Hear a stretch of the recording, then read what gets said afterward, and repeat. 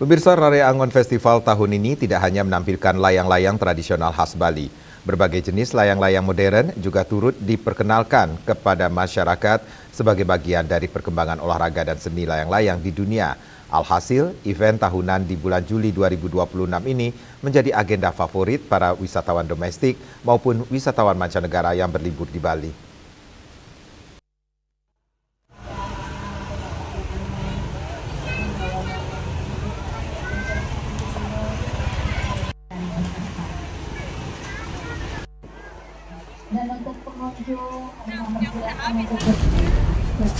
Beginilah semaraknya langit Pantai Mertasari dihiasi ratusan layang-layang dari berbagai daerah dan berbagai negara dengan bentuknya yang beraneka ragam, mulai dari bentuk binatang seperti kuda, kucing, anjing, gurita, hingga tokoh film kartun yang menarik minat anak-anak menyaksikan Rari Angon Festival 2026.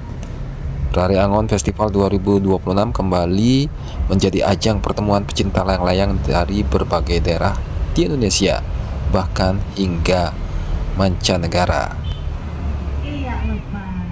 Festival ini mulai berlangsung sejak 23 Juli dan akan berakhir 26 Juli 2026. Salah seorang pengunjung, Choi, asal Italia, mengungkapkan dirinya selalu berkunjung di bulan Juli ke Bali karena ingin menyaksikan Rari Angon Festival sambil berlibur di Bali.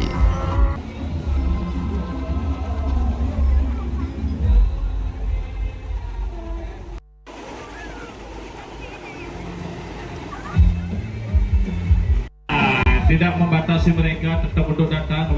Ini antusias masyarakat terhadap untuk layangan Rari Angon ini cukup luar biasa. Walaupun siang hari cukup panas ya, jadi masih beberapa titik yang ada di wilayah Denpasar. Nah, untuk menghindari kemacetan, silakan mungkin ada beberapa titik yang terima kasih ya. Jadi Yes. Kite Festival. Good, very good. Kite Festival. Every year it's on. Every time, every year. Yeah. Joe from Italy. Joe from Italy.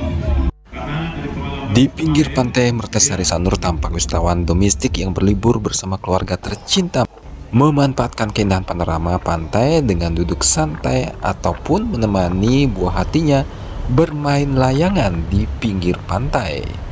Agus Sudiatmika, Bali TV.